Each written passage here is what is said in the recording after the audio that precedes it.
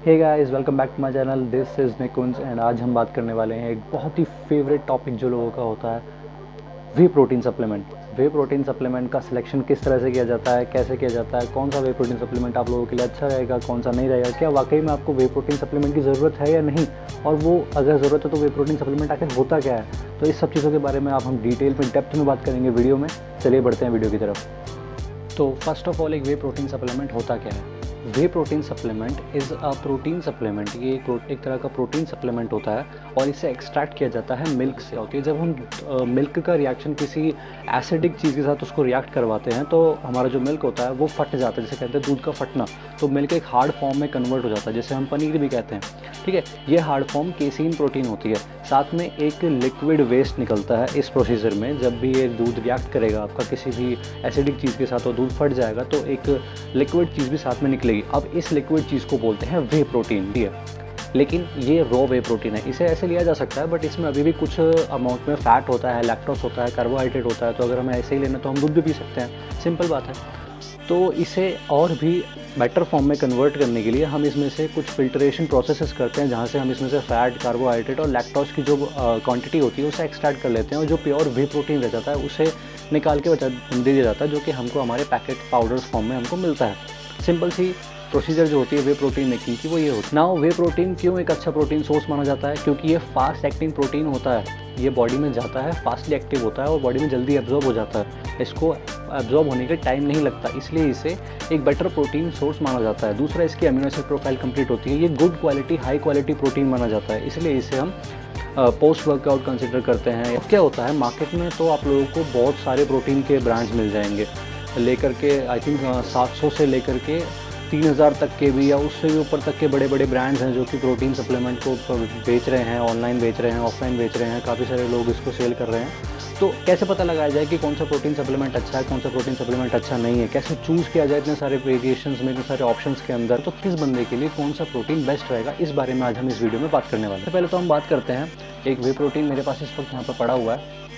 हाँ, इसका मैं भी आपको इसका ब्रांड नहीं बताऊँ क्योंकि मैं किसी ब्रांड को स्पॉन्सर नहीं कर रहा हूँ यहाँ पर। तो मैं बताऊँगा कि सिलेक्शन किस तरह से किसी प्रोटीन का किया जाता है। सबसे पहले आपको अपने प्रोटीन सोर्स के अंदर उसका लेबल चेक करना है। देखिए, यहाँ पर जो लेबल लिखा हुआ होता है ना, आपको उसका लेबल देखना है। किसी भी ऑनलाइन वेबसाइट पर जाओगे उसका आपको लेबल मिल जाएगा। लेबल पर हमें क्या चीज़ सबसे पहले देखनी होती है, उसका सर्विंग साइज़ कितना है। सर्विंग साइज़ बहुत मैटर करता है। काफ़ी सारे लोग उस वे प्रोटीन सप्लीमेंट का सर्विंग साइज़ बड़ा कर देते हैं। इतना बड़ा सर्विंग साइज़ तो मास गेनर के डब्बों का होता है, इतना बड़ा सर्विंग साइज़ नहीं है। मैंने देखा है जो सस्ते वे प्रोटीन्स है ना, उनका सर्विंग साइज़ कुछ है 50-50 ग्राम्स के आसपास का। तो सर्विंग साइज़ सबसे पहले चीज़ देखनी होती है। सेकंड चीज़ आपको उसके अंदर देखनी है, इसमें जो इंग्रेडिएंट्स होते हैं, ठीक है, वे प्रोटीन सप्लीमेंट के अंदर जो इंग्रेडिएंट्स होते हैं, इस वाले कॉलम में यहाँ पर कहीं पे लिखा हुआ हो जाता है, वो स्क्रीन पर आप लोग देख पाएंगे। तो इंग्रेडिएंट्स में आपको इसका देखना है कि इसमें कौन कौन से इंग्रेडिएंट्स डले हुए होते हैं। इस वाले जो पर्सनली मेरे पास अभी ये वाला है, इसके अंदर लिखा हुआ है इंस्टेंटाइज्ड वे प्रोटीन कंसंट्रेट वे पाउडर, यानी कि इसके अंदर वे प्रोटीन है, उसके अलावा दूसरा कोई चीज़ नहीं डली हुई है। काफ़ी सारे वे प्रोटीन के अंदर माल्टोडेक्स्ट्रिन नाम की चीज़ डली हुई होती है। अब ये माल्टोडेक्स्ट्रिन क्या है? ये एक्चुअली में माल्टोज है, यानी कि ग्लूकोज को जब दो ग्लूकोज के मॉलिक्यूल मिलते हैं तो एक माल्टोज का मॉलिक्यूल बनता है। ये एक्चुअली में एक ग्लूकोज का फॉर्म होता है, कार्बोहाइड्रेट का फॉर्म होता है, जो कि वे प्रोटीन के अंदर उसकी थिकनेस को बढ़ाने के लिए ऐड किया जाता है। तो काफ़ी सारे वे प्रोटीन में ऐसा होता है कि आपके बहुत सारा माल्टोज मिला दिया जाता है आपके वे प्रोटीन के अंदर, जिससे उसकी कॉस्ट कम कर दी जाती है। अब माल्टोज तो क्या है, वे प्रोटीन तो महंगा होता है, उसका सिंथेसाइज करना उसका थोड़ा सा महंगा होता है, लेकिन माल्टोज आपको ईजिली आसानी से मिल जाता है, सस्ता मिल जाता है। सप्लीमेंट कंपनीज इसलिए ये काम करती हैं कि वो अपने इंग्रेडिएंट के अंदर वे प्रोटीन तो थोड़ा सा डालेंगी, माल्टोज ज़्यादा डाल देते हैं अपने सर्विंग साइज़ के अंदर, जिससे उनको कॉस्ट कम हो जाती है और वो आपको सस्ते में वे प्रोटीन बेचना शुरू कर देते हैं। तो जो वे प्रोटीन आपको मिल रहे हैं ये इफेक्टिव कॉस्ट के अंदर 700-800 के मिल रहे हैं ना, उसके इंग्रेडिएंट्स पे जाके आप चेक करो, वहाँ पे 100% उन्होंने माल्टोडेक्स्ट्रिन ऐड किया गया होगा उसके अंदर। ये आपको बस चूना लगाया जा रहा है, वे प्रोटीन के नाम पे आपको कार्बोहाइड्रेट्स बेचे जा रहे हैं, ये वे प्रोटीन नहीं है। ठीक है, तो इसे तो बिल्कुल भी कंसिडर नहीं करना। दूसरी चीज़ हम इसके अंदर देखते हैं अमीनो एसिड प्रोफाइल। आपके सप्लीमेंट की अमीनो एसिड प्रोफाइल हमेशा यहाँ पर मेंशन्ड होनी चाहिए। जो कंपनी जेन्युइन है वो company amino acid profile mention करेगी। अब हमारे पास अमीनो एसिड प्रोफाइल का कॉलम है सपोज किसी वे प्रोटीन में, तो उसे कैसे कंसिडर करें, कैसे हम उसको पढ़ें, उसमें हमें क्या देखना होता है। सबसे पहले हमें एसेंशियल अमीनो एसिड्स पता होने चाहिए। हमारा जो प्रोटीन होता है वो अमीनो एसिड से मिलकर बना हुआ होता है, ठीक है। अब प्रोटीन में हमें पता होना चाहिए कि अमीनो एसिड्स 3 तरह के होते हैं, essential amino acids, non essential amino acids या फिर कंडीशनली एसेंशियल अमीनो एसिड्स, ठीक है। तो एसेंशियल अमीनो एसिड्स वो अमीनो एसिड्स होते हैं जो कि हमारी बॉडी में एसेंशियली हमें चाहिए होता है, यानी कि हमारी बॉडी खुद से सिंथेसाइज नहीं कर रही है, खुद से बॉडी उन अमीनो एसिड्स को नहीं बना रही है, हमें उन्हें बाहर से लेना पड़ रहा है, फूड से उन्हें लेना पड़ रहा है। Those amino acids are essentially amino acids, और प्लस वो हमारी बॉडी में कोई बहुत इंपॉर्टेंट रोल प्ले कर रहे हैं, हमारी हेल्थ से रिलेटेड कोई इंपॉर्टेंट रोल प्ले कर रहे हैं, इसलिए उन्हें एसेंशियल यानी कि ज़रूरी अमीनो एसिड्स कहा गया है, बिकॉज बॉडी उन्हें सेल्फ सिंथेसाइज नहीं कर रही, अपने आप से नहीं बना रही। वे प्रोटीन के अंदर हमें क्या देखना है कि इसकी अमीनो एसिड प्रोफाइल कंप्लीट है या नहीं।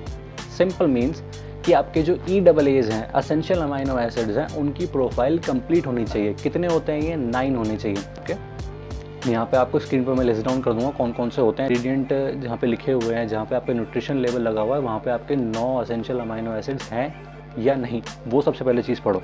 तो हम इसमें पर्टिकुलरली देखते हैं, इसमें 9 के 9 हैं यहाँ पर, इसकी अमीनो एसिड प्रोफाइल कंप्लीट है इस पर्टिकुलर ब्रांड की। आपका जो अमीनो एसिड प्रोफाइल है वो कंप्लीट होता है तो वो एक हाई क्वालिटी प्रोटीन में कंसिडर किया जाता है। हाई क्वालिटी प्रोटीन मतलब कि आपकी बॉडी में, जैसा कि मैंने आपको बताया कि एसेंशियल अमीनो एसिड्स EAA ज़रूरी होते हैं, बिकॉज हमारी बॉडी उन्हें सेल्फ सिंथेसाइज नहीं कर पाती, खुद से नहीं बना सकती, इसलिए ही हमें उन्हें बाहर से लेने की ज़रूरत पड़ती है। तो एक वे प्रोटीन के अंदर एसेंशियल अमीनो एसिड्स की प्रोफाइल कंप्लीट होना बहुत ज़्यादा ज़रूरी है, सबसे पहला पॉइंट।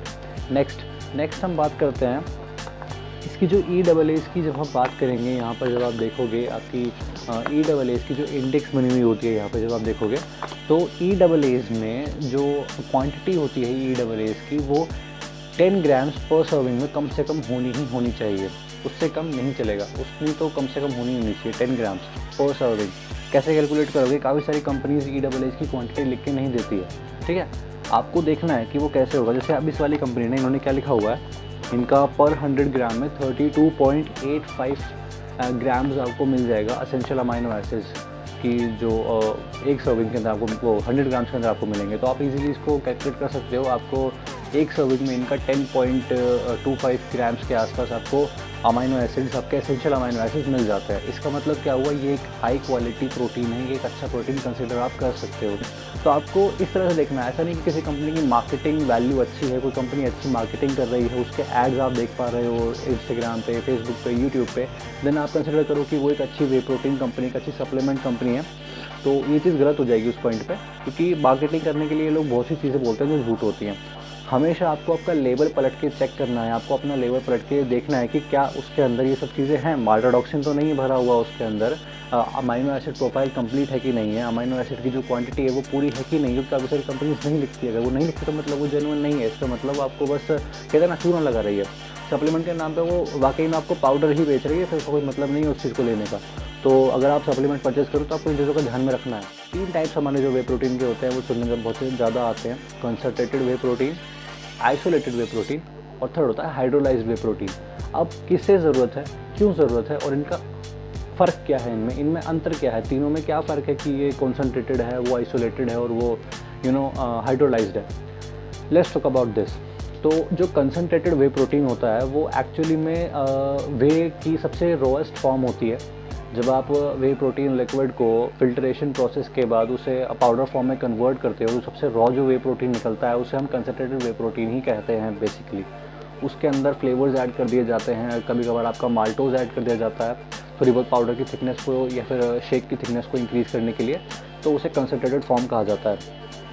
नाउ इसके अंदर लैक्टोज भी प्रेजेंट है, इसके अंदर फैट्स भी प्रेजेंट है, इसके अंदर कार्ब्स भी प्रेजेंट है, ठीक है। तो इसलिए कंसनट्रेटेड फॉर्म है। नेक्स्ट हम अगर बात करेंगे हम आइसोलेटेड की, तो जब इसे हम और ज़्यादा प्योरीफाई करने की कोशिश करते हैं, वे प्रोटीन को और ज़्यादा प्रोटीन को निकालने की कोशिश करते हैं, तो वहाँ पर हम आइसोलेटेड प्रोटीन पर पहुँच जाते हैं, जहाँ पर इसमें लैक्टोज की जो क्वांटिटी होती है उसे और कम कर दिया जाता है। सेम एज हाइड्रोलाइज्ड में लैक्टोज को पूरी तरह से मिटाने की कोशिश करी जाती है। 0.1 ग्राम्स के आसपास आपको लैक्टोज वहाँ पे मिलता है, और भी कम कर दिया जाता है लैक्टोज। तो यही फ़र्क है इनमें, कंसनट्रेटेड वे प्रोटीन में, आइसोलेटेड वे प्रोटीन में, हाइड्रोलाइज्ड वे प्रोटीन में कोई खास मेजर इफेक्ट नहीं है, बस आपकी लैक्टोज, फैट्स एंड कार्ब्स की जो आपकी क्वांटिटी है वो ऊपर नीचे होती रहती है इनमें। बात करते हैं कि अच्छा कौन सा है। देखिए तीनों ही वे प्रोटीन काफ़ी अच्छे हैं हर किसी के लिए, बट डिपेंड करता है कि वो अलग अलग इंडिविजुअल टू इंडिविजुअल डिपेंड करता है कौन सा वे प्रोटीन किसके लिए बेस्ट रहेगा। क्योंकि जो बंदा लैक्टोज इंटॉलरेंस है, जिसको लैक्टोज से दिक्कत होती है, लैक्टोज जैसे डाइजेस्ट नहीं होता, लैक्टोज मतलब जैसे दूध डाइजेस्ट नहीं होता, लैक्टोज क्या होता है, lactose is a sugar present in milk, ये एक नेचुरल शुगर है जो दूध में हमें पाई जाती है, मिलती है। तो अगर किसी को लैक्टोज ही पच नहीं रहा है तो वो दूध भी नहीं पचा सकता, वो दही नहीं पचा सकता, दही से डाइजेस्ट नहीं होगा, दूध से बनने वाली कोई भी चीज़ डाइजेस्ट करने में उसकी बॉडी को दिक्कत होगी। तो अगर वो वे प्रोटीन जिसके अंदर भी लैक्टोज प्रेजेंट है वो उसे खा रहा है, उसे कंज्यूम कर रहा है, तो उसको वो डाइजेशन रिलेटेड इश्यूज देगा, ठीक है, वो डाइजेस्ट नहीं कर पाएगा उस प्रोटीन को ढंग से अच्छी तरह से। तो इसीलिए उस कंडीशन में आपको लैक्टोज इंटॉलरेंस होने की वजह से आपको प्रोटीन आइसोलेटेड पे जाना चाहिए, वे प्रोटीन आइसोलेट पे जाना चाहिए अगर ज़्यादा दिक्कत नहीं है तो, क्योंकि उस पॉइंट पे आपको लैक्टोज नहीं मिलेगा आइसोलेटेड प्रोटीन में, ठीक है, लैक्टोज की मात्रा कम हो जाती है। अगर आपको बहुत ज़्यादा लैक्टोज बिल्कुल भी टॉलरेंस नहीं होता तो आप हाइड्रोलाइज की तरफ जा सकते हो, क्योंकि हाइड्रोलाइज्ड वे प्रोटीन के अंदर लैक्टोज बिल्कुल भी प्रेजेंट नहीं होता।